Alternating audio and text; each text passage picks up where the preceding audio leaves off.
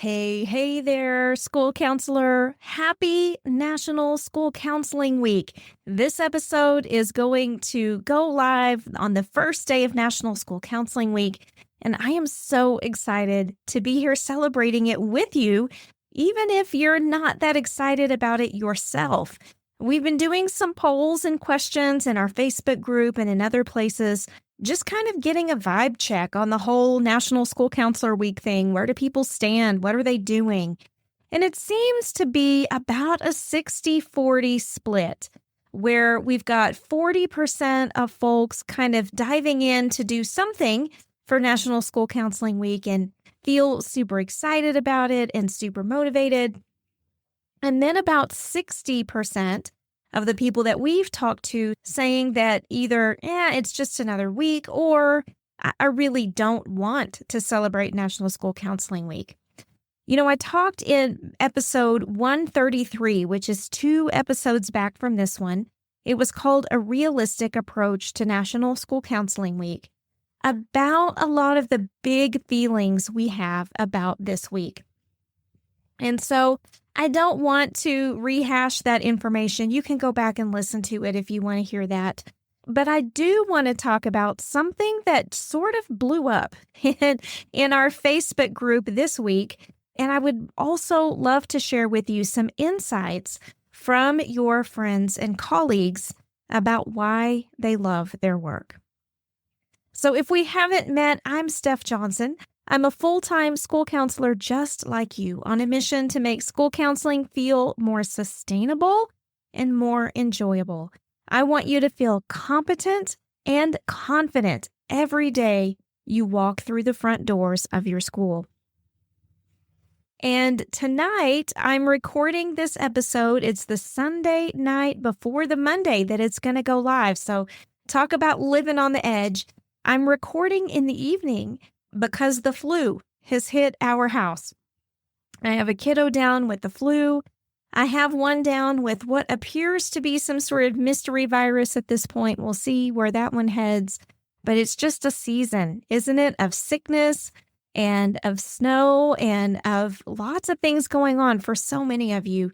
It's kind of a tough time of the year. So if you're feeling like you're struggling, you are not alone, I promise you. Our plates are just so full. Which kind of brings me back to the Facebook group brouhaha. Now, if you didn't catch it, here's what happened. I had been scrolling the socials, getting my own vibe check on the things going on in the school counseling world, and I picked up a lot of information about a lot of concerning legislation in a lot of different states pertaining to school counselors. And so as I read these and learned about them, of course, I went and verified the source, first of all, because sometimes, things can get exaggerated on social media, right? They can get inflated. So I wanted to make sure that I understood what was really going on. And once I did that, I kind of just made a little list of all of the things I was reading about.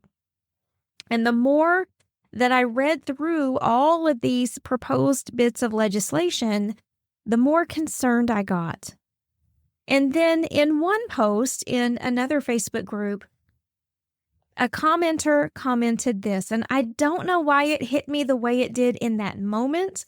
I had seen this comment many times before, but for some reason, in that split second of reading this comment, I thought, man, we got to talk about this. And the comment was, does ASCA know about this? It lit a fire in my soul, y'all. And I could not help myself. I had to answer that post and then write a post of my own in our School for School Counselors Facebook group. And I'll give you just a little piece of it, just so that you know where I was coming from. ASCA is not your advocate. They will not come to your aid. They do not provide support to your state organizations out there trying to do the dirty work of changing hearts and minds in legislatures right now on a shoestring. But they have no problem letting you believe they will.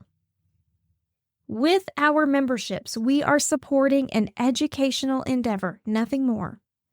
And by allowing people to believe that they will step in and advocate, they have sealed the deal of the decline of school counseling across the country. That part's my opinion, and I'm sticking to it. Man, I mean, I will tell you, I have been thinking this way for years, and I have alluded to it here and there in the past, but it is really on my heart to start getting more vocal about this, to really start talking about this, because I do believe that lack of organized advocacy in our industry right now is on the verge of promoting our collapse. And I'm not saying that because I'm trying to sensationalize it. I'm not saying that because I'm just trying to get everybody all in a dither. Not my goal at all. But if you look around, you're going to start seeing what I see. If we start looking at the bigger picture, we're going to see these little threads that we've been watching unwind year after year are now creating some giant holes in the fabric of school counseling. I went on to say this. This is not an attempt to badmouth the organization. It's just setting the record straight. So many people aren't aware of the realities of our national organization. Conferences, journals, position statements, a model of unfunded expectations parked behind a paywall. Y'all, do you realize that in order to get a copy of the ASCA National Model, you have to go online and buy it, and it's almost $50. How do we convince our administrators what our jobs are supposed to be if they have to pay $50 to even find out what it is? This is crazy to me. Absolutely crazy. And then to wrap it up, I said, there are no pics of ASCA personnel testifying before state legislatures or meeting with school board leaders. There's not even any social media proof of trying to sway public opinion. We've been under heavy fire post-2020, and nary a public peep about that from their corner. If some of these legislative pieces pass soon, such as requiring school counselors to have a psychological evaluation to work with the kid, you know how it happened. The lobby is weak, it's neglected, and it's showing. I am 100% sure that I'm going to get a lot of flack over that. I have no doubt in my mind, and one of the ways I know that is as soon as I published that post in our Facebook group, we started getting a flurry of join requests from people who are very ASCA affiliated. They all of a sudden were interested in what we were doing in our little corner of the internet, presumably because they either wanted to see what I was saying about ASCA or they were coming to defend themselves. I'm not exactly sure. We have not admitted them into our group yet. We put a pause on that just because we don't want the drama. We take a lot of pride in having the most drama-free school counseling group on the planet, and we intend to keep it that way. That doesn't mean that I'm closing off conversation with these folks. Once everybody's settled down a little bit and we're ready to have some constructive conversation, we'll be glad to invite them in. In the meantime, if you know any of them, or maybe you were one of the people that was letting them know about all this stuff, because I do know we had a few members that were doing that, and that's fine. Have them email me, steph@schoolforschoolcounselors.com. I welcome the dialogue. I want to know more about this because I want to be well educated in my opinions. Right now, I'm reporting on what I see, and I'm very aware that there are things that I have absolutely no idea about. And if someone wants to come clear the air with regard to those, I am all ears.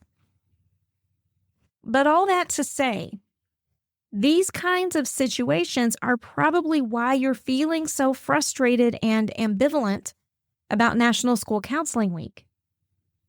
Because it is a mess. It is an absolute mess. The truth is we have no large-scale advocacy in place. We have a lot of conferences. We have a lot of awards. We have a lot of distinctions that everybody likes to pat each other on the back for, and not taking anything away from those folks. For people that have achieved RAMP or that are a school counselor of the year, I mean, that's amazing. But are we focusing in the right direction for our journey at this time? Sure, school counselor of the year and RAMP programs might help promote awareness of school counseling, but there's so much more that needs to be done. This week, ASCA posted a position statement on some of the new president's remarks, and that is all we've seen from them, advocacy-wise. National School Counseling Week is coming up. In my opinion, just knowing what I know about promotion, about reaching people on the socials, they should have already started a warm-up campaign for this. I haven't seen one. And again, I'm not here to criticize only them. In my post, I said a lot of state organizations are working their guts out. I do think that is true. However, I will be honest, I'm not seeing a lot of evidence of that either. And so if we're trying to change the hearts and minds of people who make these decisions, who are in the legislature or who have the ears of those that are, we need to be getting more information out in a more efficient manner, in a more targeted manner, and in a more intentional manner. Disclaimer, I don't hate ASCA. I have nothing against them. They have built a brilliant ecosystem of trainings, conferences, all kinds of credentials, certificates, you name it. But guys, they've made it very clear they do not intend to build an advocacy organization. They intend to build an educational platform. And those are two very different things. Every once in a while, you'll see them toss the word advocacy around in one way or another, but is it intentional? Is it targeted? Is it designed to change the trajectory of some of these proposed bills? No, it's not. They're waiting to see what happens, and then they're going to react, just like they do with everything. They're either going to issue a position paper or they're going to tag themselves on the back of someone else's. We saw that a lot during COVID. Not mad at them, not trying to talk badly of them, but I do want you to be educated and informed. They are not your advocacy organization. Here's the good news. We need some good news in all of this, right? We do need some good news. You're not helpless. You have the power to advocate from the inside out. I don't think that the way that you've been taught to advocate for yourself from these organizations is the right way to do it. I think we need to be focusing on advocating from the inside out, meaning developing the professional fluency to be able to have needed conversations at the drop of a hat, differentiating yourself from other school staff. Y'all, your printable lessons are not going to do that. If anything, they make you look like a second grade substitute teacher. Get rid of that stuff. And third, building a sustainable and strong relationship of know, like, and trust with your school administrator. All three of those things have to be in place to effectively advocate from the inside out. So that's step number one. Step number two is leaning on your state school counseling organizations. Now, the bad part about this is that they don't have a lot of money. Most of the school counselor organizations are operating on a literal shoestring and have leaders that are getting paid a grand total of $0 to lead the organization. This is true. There are a few state organizations that can afford to pay their leaders, but they are few and far between last I checked. So I thought, in all of this talk about advocacy, let me look at the organizations and see what's going on their state pages. Let's just get a quick look-see of what's happening. So I pulled up a list of the first 10 school counseling organizations in the United States, starting with Alabama, ending with Georgia. I went to every single school counselor association site in the first 10 states to see what they had on their homepage. Because with legislative session starting, with all of the federal politics going on right now, one would assume that we would see material on their homepages to educate members, to educate the public, something. And on all of those web pages, except for a couple, there was nothing about advocacy. Zero. Most of them were about their annual conferences. Remember what I said about building an education platform instead of an advocacy platform? Yeah, it's reached the state organizations too.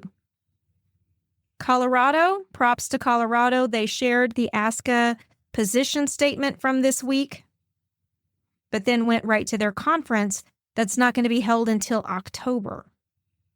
Connecticut's webpage is the most current. Out of those first 10, they mentioned National School Counseling Week, 2025 nominations for awards. Everybody else was either e-learning, conferences, or nothing.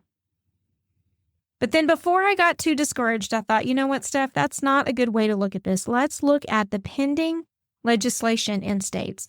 Let's look at some of the most concerning bills involving school counselors, and let's see what those state organizations are doing. Maybe it's just because all of these states aren't in the thick of that stuff right now, right? I mean, I don't know when everybody's legislative sessions are. So I went and pulled some of the most concerning bills I'd heard about, and I also searched all pending bills in the United States for the words school counselor. And I kind of picked out some of the ones that bothered me the most. In Mississippi, Senate Bill 2611 seeks to remove the requirements of school counselors to follow the ASCA Code of Ethics. That's an odd one to me. I don't know why that would be a push. I feel like there's a story behind that. So I went to the Mississippi School Counselor Association homepage. Nothing. Their X feed, formerly known as Twitter, is blank. Okay, and that's not great. So then I went to my home state of Texas. Texas Senate Bill 559 strikes the word certified from all descriptions of school counselors. Yeah, they I guess think that anybody can be a school counselor. They're just going to start hiring people off the streets. I don't know. And then in another bill, House Bill 1510, it does the same thing. Now, you guys know they've already passed legislation in Texas to allow chaplains to serve in a school counseling role on campuses. So I guess this is the next step. So I went to the Lone Star State School Counseling Association homepage. There's nothing on it. I clicked the Advocacy tab. It hasn't been updated in a year. Next up, Indiana, Senate Bill 523, providing for chaplains to come on campus to provide advice. Because you all know that's what we do as school counselors, right? We just sit back, we chat with the kids, and then we give them advice about what they should do next. These people are sorely mistaken about our level of training, again, highlighting the need for effective advocacy, but I digress. Indiana's homepage, no information about it whatsoever on the homepage or under the Advocacy tab. Y'all, I'm not trying to light these people up. I'm just highlighting a weakness that I see in our industry. South Dakota House Bill 1201 requires school counselors to gain consent from parents before beginning a counseling relationship with a student and requires the school counselor to notify the parent if the counseling session contains a substantially different subject matter. Really what they're talking about is gender identity. Looked at the homepage, no information. Looked at the homepage of the school counseling organization, no advocacy or organizing information there. And North Dakota, this is my favorite one so far, and I'm being extremely facetious when I say that. North Dakota House Bill 1490 requires school counselors to undergo a psychological evaluation before providing services to students. I mean, who comes up with this stuff? Legit. I saw a comment on our Facebook page this morning. Someone said, if they're going to require school counselors to get psychological evaluations, they ought to require the administrators to do one too. That made me laugh. North Dakota went to their School Counseling Association homepage, and you guessed it, squat. So again, I'm not talking about this because I'm trying to badmouth people. Again, I say these associations are running on a shoestring. They're not even able to pay the people working within them because they get no support from the national organization, to my knowledge.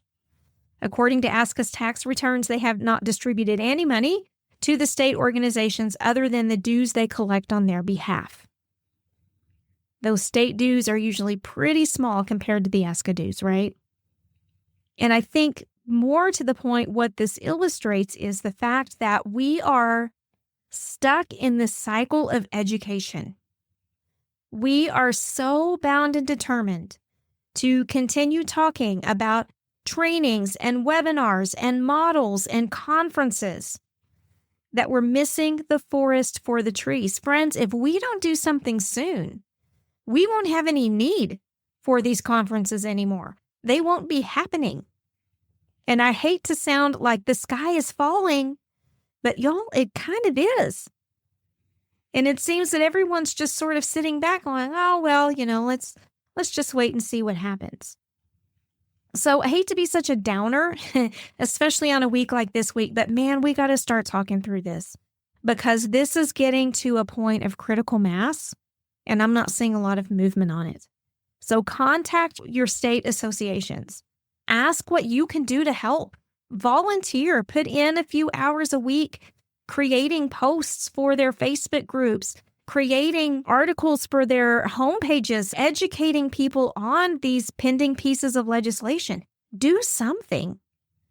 Find some way that you can help, because if you don't, we're going to end up with this kind of baloney all over the United States. And it's going to be extremely difficult to do the jobs that we spent so much time and so much money acquiring. All right, well, enough gloom and doom. I do have some awesome news and a higher note to end this podcast episode on. I asked our School for School Counselors, podcast listeners, and Facebook members to submit what they love most about their school counseling work, and we got a lot of great submissions. So as I leave you for this episode, I'm going to let you listen in on some of my most favorite voice memos. I hope it lifts you up. I hope it inspires you for National School Counseling Week. And remember, as you listen and reflect on what it is that you love about this wonderful profession, reach out to your state association and ask how you can help, and then follow through. I love being a school counselor because I get to be someone that kids can always count on, whether they're having a great day or a tough one. I just love watching them grow and helping them feel understood and helping them build their confidence. And seeing the impact of these small moments of connection that we have, like when a student feels seen or learns something new about themselves, it just makes this work so truly meaningful to me. What I love most about school counseling is building relationships with my students and their families. There's no better feeling than being able to build that connection, help those students and their families, and let students know that while they're at school, they are so very loved. I love working with kids and helping them on their journey through life as they face obstacles and helping them overcome those obstacles. I also love working with staff and teachers because they do so much for our kids on a daily basis and helping them. School counseling is a job that gives me a sense of purpose. How lucky am I to have this job? I love so much about school counseling. It has been a wonderful career for me. I love the variety that we have in our day. Every day is a new day. um, I love seeing the students and their aha moments. Like I had a class leave about 10 minutes ago, and one of the students said, "Gosh, your class is kind of like therapy." I know we're not doing therapy, but it was so great to see that she made the connection of it was good for her to do what we did today in our lesson. So I just love that when the kids can see and benefit from what you're doing. It's a wonderful thing. Hello, my name is Glenda Meadows, and what I love about being a school counselor is I get the chance to positively impact the life of a child every day in the most simple ways. I've been a school counselor for 31 years, and I get joy from the smallest things, like giving friendly smiles that may help turn around a student's day, or seeing a student's eyes light up when you help them to find money to buy a yearbook, or the tight hug that a student gives you at the funeral of his dad who passed away unexpectedly. I learned early on in my career that we can have impact by simply building meaningful relationships with our students. And that is my why. That is what I love about being a school counselor. Now, don't get me wrong, I understand the importance of the big things like accountability and data, classroom guidance in small groups, 504s and behavior management plans. But for me, it's the little things, the little intangibles that have sustained me through the years. Thanks.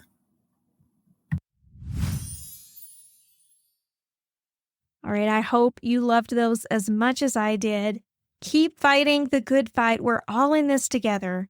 And I'll be back soon with another episode of the School for School Counselors podcast. Take care.